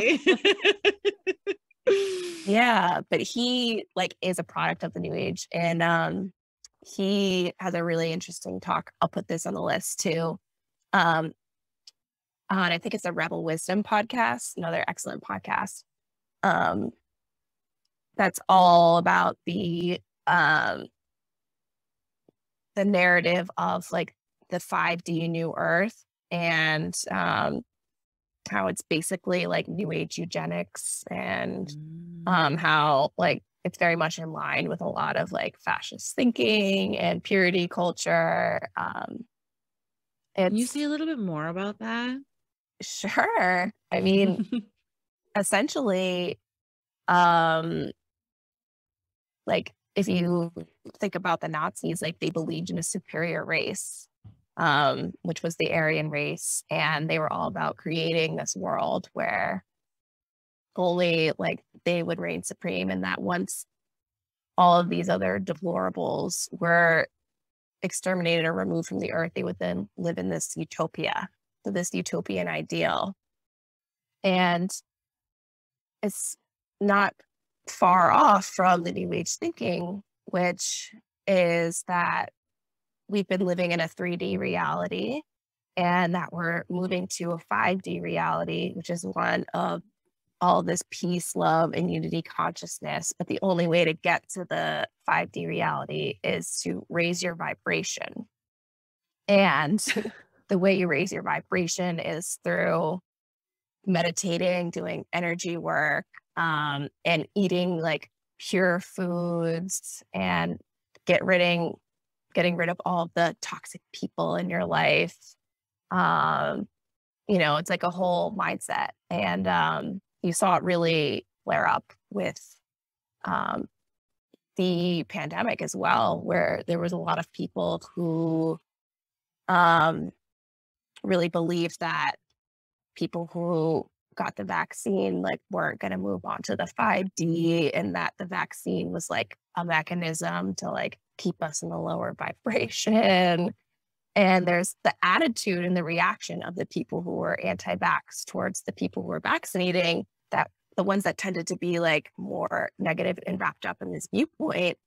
There was like kind of like a, you know, like a, oh, well, if you got COVID, like it's because you weren't high vibe enough, you know, and like there was like this total lack of human empathy for, you know, the tremendous amount of suffering and death that was going on because of the virus. And that's so interesting. It's basically like, you know, like, oh, I'm in the 5D and like you're all in the 3D, and like, and therefore I don't have to be responsible for you. Right? Yeah, I don't have to be, because it also kind of reminds me of what you were saying about Trump. It's like, and even we've talked about this before when we've kind of like poked at kind of manifestation culture, this idea that like, oh, like you got cancer because you like, you know, because you're, you know, you have, so it's like it somehow is your own fault, right? Yeah, and you're holding on to anger or low vibrations in your body. And yeah, I have had like very real beautiful experiences of my body's wisdom, like, you know, showing me something that I am moving through emotionally, right? Like, so I don't want to discredit this way that, you know, I don't want to discredit this way that I think can be really beautiful at like looking at the wisdom of the body and even illness of the body as a like kind of language and a kind of way of communicating like where you're holding on to things and what you might be ready to release. Like, I think that can be really, for me, has been really nourishing. And also it can turn into this like kind of gross victim blaming culture, which is like, oh, you got COVID, it's because like you were making the wrong choices. Like, oh, like you have cancer, like, well, shouldn't have held on to that grief for 20 years or like, yeah. And that's gross. And I think it creates this way in which like we are therefore not responsible for each other, right? Like I don't have to, it's a way of like shielding myself from having to like bear witness to your pain because you brought it on yourself. Well, and also completely ignores all the systemic issues that cause all of these things. Right. Yeah. Like, well, which then also, it's just the irony is that these are, I guess, so-called spiritual folks, but it reminds me of religion, this idea of like religion is here to like actually be helpful. And it's about it. I think at the core, like good religion is about love, like actual love and connection and empathy. But what you're explaining is a complete opposite. It's like, I'm so spiritual, but also fuck all y'all. And I'm not responsible for you. And we're disconnected and we're not like connected at all, which is just, and I'm spiritually higher and I'm going to the 5D because I'm a starseed. But like, is that, I guess I'm really curious is that like a common thing? I mean, you're talking as a podcast about it, so I guess there's a lot of people who feel that way, but maybe because I was blind to it, but like, to me, that's just like like when Trump and COVID coincided, there was definitely a weird or like confluence of the alt-right and the new age, right? Yeah. You know, like that Venn diagram. And I was just like, what the fuck is happening when all that happened? But there's a whole podcast that spawned off that too. I guess my interpretation of it was that was really small. I guess I'm kind of trying to ask you, like, is that a popular belief or a popular sector of spirituality that? I think it's a way of thinking that is prevalent even outside of spirituality. This is how it's showing up in the new age. But look what happened in Buffalo. Like that is the result of the same kind of thinking, right? That's purity culture. That's like white supremacy is purity culture. And it's the same device. Yeah. It's just something so weird about it when it gets co-opted into this like spirituality realm too, because it's just so, I don't know, my brain is doing like a weird like because thing. It's supposedly about transcending the ego, right? So you're like, how do you get there from transcending the ego? But that brings in Chogyam Trungpa's spiritual materialism work, which is right. You've recommended that book to me before, and I still have it on my shelf and have not dug in. It's so good. It's just like that idea that like the ego can still hijack, like, oh, I'm spiritual. And I see this a lot in my relationships with people who've been really steeped in the new age for a long time, where like you can't get anywhere with any like issues that you want to resolve in the relationship because it's just like, oh, like, you know, like this the ego like hijacks and like uses these spiritual principles to like not address like what's going on basically. Which is actually not that different from religion and people who cult stuff, and also like in like, you know, we know all like there's probably a long list of yoga teachers and gurus who have ended up taking advantage of people and you know, sexually harassing women. You know, that's just been happening for fucking hundreds of years. And I guess, it's like, that's like spiritual materialism on steroids, where people can actually justify their behavior. Like Bikram, you know, I was really into Bikram yoga for like hot yoga. I loved it, blah, blah, blah. And then like he's just like his story about how he just like raped all of these women and like justified it. It's everywhere too. Like, do you guys know about Yogi Bhajan? This is a new one this was a bomb that was dropped on me in the past year too. It was part of this whole disillusionment. He created Kundalini yoga. I was like considering getting a Kundalini yoga certification for a long time. I got really deep into my practice at the beginning of like the quarantine. It was like my lifeline. And it's like basically like a cherry-picked version of Sikhism with all these other forms of yoga from India. He basically made it all up. And then there's like this whole like abuse scandal with him. And then go even layer deeper, like the organization that he founded called 3HO. It actually is the creator of Yogi Tea.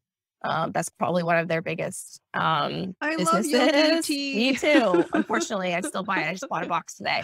But great. Yeah. They also have a private security firm that was like hired and contracted by the government to like basically like have security for like detainment at the border, private prisons. Like I'm sure they do like private and public buildings as well, but it's like this like spiritual organization that like the majority of its money is from government contracts for basically like hired police. Whoa. Wow. Yeah. It's like the Conspirituality podcast has a whole thing on it. Okay. Yeah, there's a lot. Guys, we could go for hours. I can send you all the list. This is what I've just been like investigating over the past year. Like, okay, so I find the truth, right? Because that's exactly what to me is like the spiritual journey is like the seeking of truth and for like self, you know, enlightenment and transcendence and wisdom. And but okay, so I think my number one question to you then, Cassie, is like, thus far, and I don't expect you, this is the beginning and not the end, right? Like, I don't expect you have like reached a point and you're like done. Obviously you're on this very beautiful exploratory process, but thus far, how do you reconcile all of this? Right. Cause I think that's kind of what you were talking about in the beginning too. Like, first of all, I just love what you said about awakening from your awakening. I just thought that was hilarious and just like, so, descriptive, but in the beginning, you were even just talking about letting things fall apart and like the destruction of things. And as someone who is very spiritual, obviously, like this is like the paradox that I think that you're in is like, you are a spiritual being, and then you're also seeking the truth past all of these things. So do you have any guidance or just shared perspective on, can I do the thing where we piggyback questions? Cause I was basically going to ask the same question. As soon as you started talking, I was like, oh, good, she's going to ask this. Yeah. How do you not fall into cynicism? I think is the other question that I would ask. Like, how do you, to Eva's point, like hold the paradox of your spiritual journey without just being like, well, fuck all of this, it's gross, I'm out. Yeah. I have. I've fallen into the cynicism is the true answer. And I just count that as part of the spiritual journey, right? Is not always being so fucking sure of everything. And so certain, which is why I said, Eva, to you before, like sometimes that's actually healthy, is to not always be so fucking sure that like, you know what you're doing, and like be flexible and open in your beliefs, like be open to new ideas. I have an open crowded audience in the human design. So that is the way I operate. I am not meant to ever say like, I know this to be true and this is what I believe. I'm meant to just kind of like filter through it all and maybe try it on for a bit. So I think that that's going to be my perpetual way of going about it. And it's balancing that, like Gnosticism, which is like the aspect of being like enraptured in that enlightenment and the transcendence, and that closeness with the agnosticism, right? It doesn't have to be one or the other. It's allowing yourself to be non-binary, right? Allowing us to live everywhere in between. And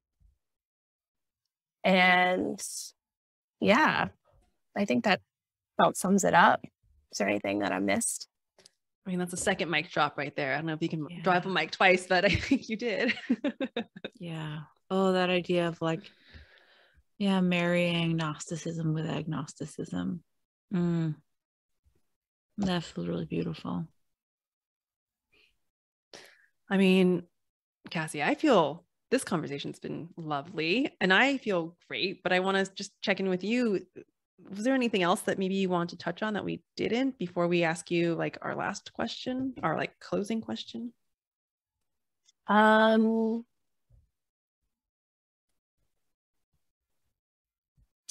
I think that was a good closer.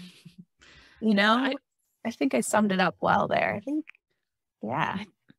I just want to thank you because I think one of the things you're doing in having this conversation, like being willing to look closely at these things and then speak to it, I think there's a kind of bravery that you're modeling, right? Because when something's really tender to us, right? Like when our spiritual practices have given us these really profound gifts in our life, or maybe made meaning where we felt meaningless, or, we found them in a dark night of our soul, it can feel terrifying to like look at them too close, right? Like they can be so precious that it can be, I think, scary to look at them with the fear that then I might have to give them up. Right.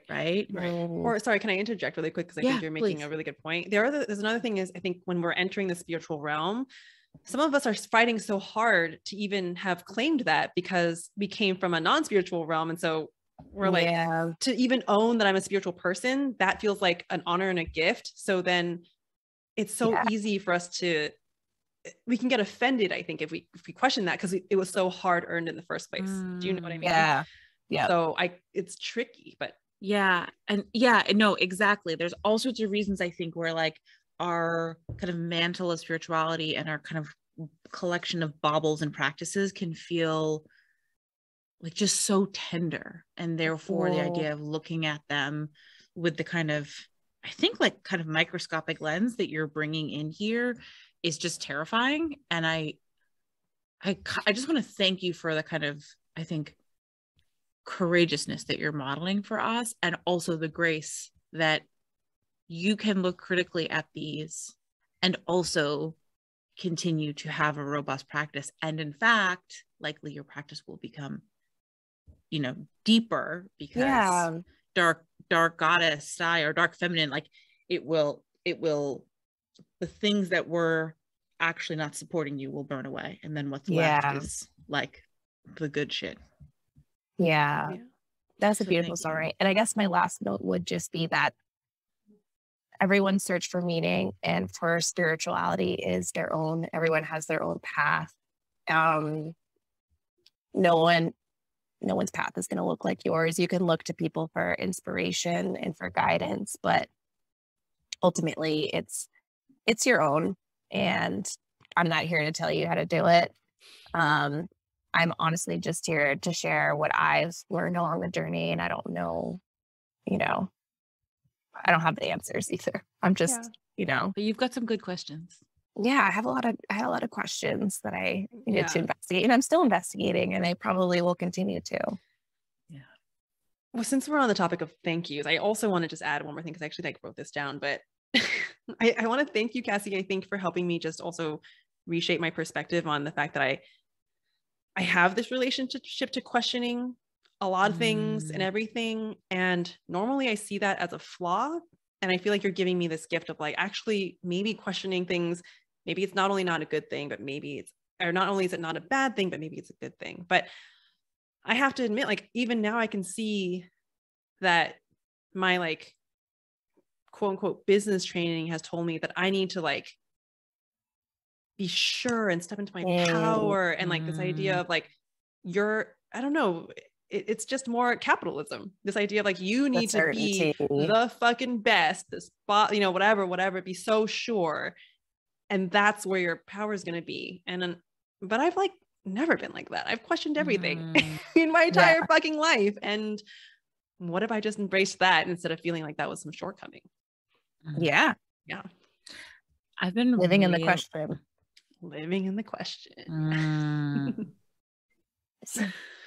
Sorry, Kylie. No, it's okay. It's like a whole nother can of worms that I'm mindful of not opening. And also I've opened my big mouth. So, okay, we'll discuss this deeper at another podcast, but I've been really leaning into this idea of like, what is the actual felt experience of unconditional love? And like, what is my relationship to like, I can be taken care of. And also I don't need to be a certain way. In other words, like, which is in some ways, this isn't new. Like this is a thing that I've been trying to invite myself to hold for a long time, but it feels like it's like anchoring itself in deeper, which is like, yeah, I can be a fucking mess. I can be sad. I can be scared. I can be angry. I can be really afraid that I'm not going to get what I want, and also get what I get and also be taken care of. Right. Versus this idea of like, I have to be in my power, and it's from being in my power that I get what I want. There's something gorgeous about moving into a relationship with power. And also, if we're really trying to create a practice of being and creating and receiving unconditional love, why do you have to be anything to get what you need and want? Yeah. I mean, there's something beautiful about moving into your power for sure. I think we've all experienced that, but it becomes dangerous when you always have to be in your power, because that's just not real. Yeah. But I like what you're playing with, Kylie, which is like, why do you have to be anything to get anything? Why can't you just be whatever this is? Yeah. Yep. All right, Cassie, thank you so much. I love you.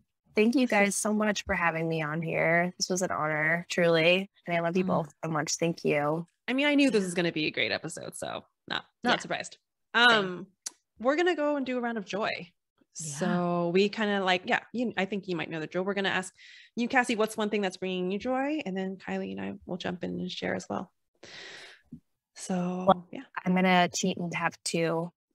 Please. We love abundance of joy. The first one is definitely just having it be like the arrows of spring blooming all around me.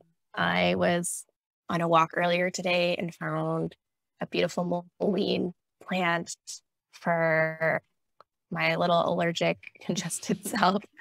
And then behind that were wild strawberries, which I was like 99% sure they were wild strawberries, but wasn't 100% sure. So didn't take any. I didn't have my plant identification with me.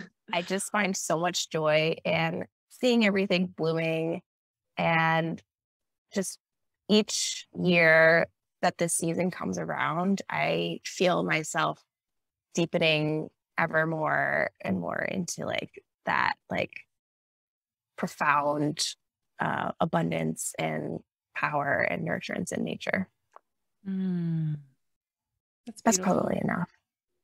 Give us two. Yeah, no, that's all hot stuff, man. That was exquisite. But... Well, it's actually related because the second one is just being with my niece right now, because I'm going to be moving, 12 hours away, and she's almost 3, and we planted seeds like a month and a half ago.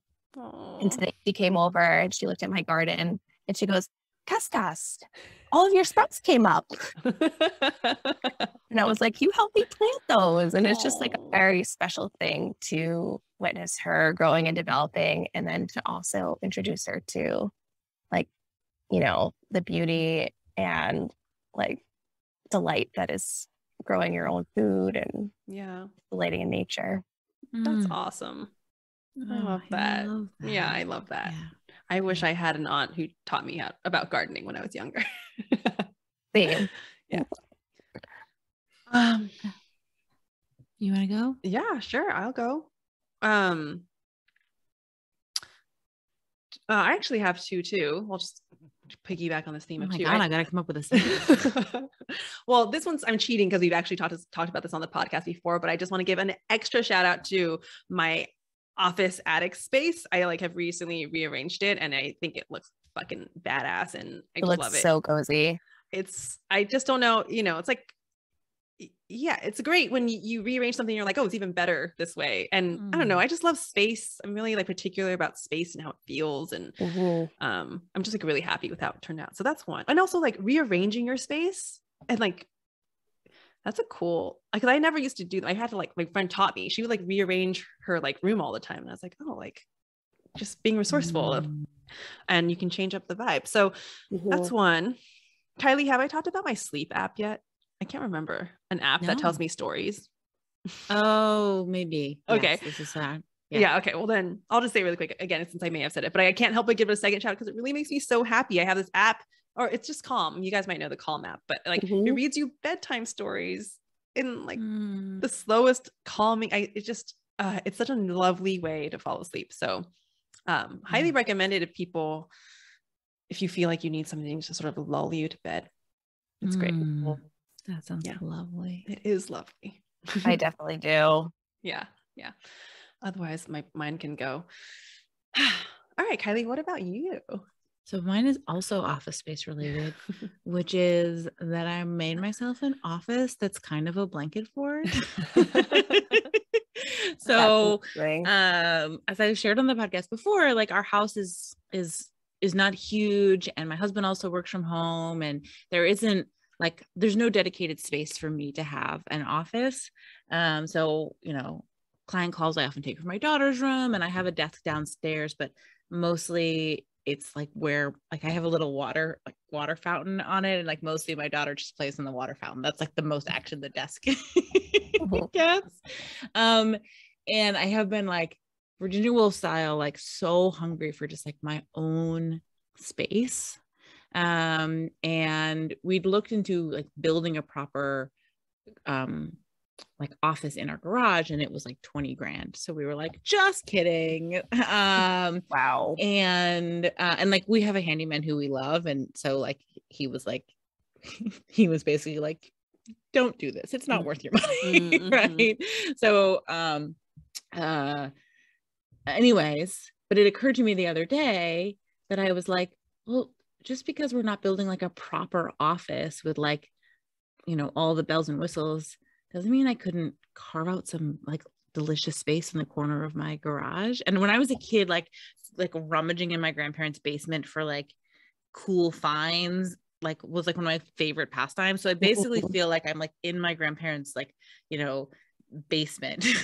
It's like that kind of vibe. And so I hung up, I like got a staple gun and I got these 2 giant tapestries and I just literally staple gunned them to the rafters of my garage. And I laid out a folding table and I brought in lamps and my electric tea kettle. And then I bought 2 like macrame wall art things on Amazon. And like, I'm just fucking set up. Like I could not be happier. And because the wall, like the curtains make walls, when I came in and I like opened the quote unquote door of the curtain, I instantly got hit with the smell of my candles. And I was like, oh, I like it like trapped the scent. Anyway, clearly I could wax poetic about this.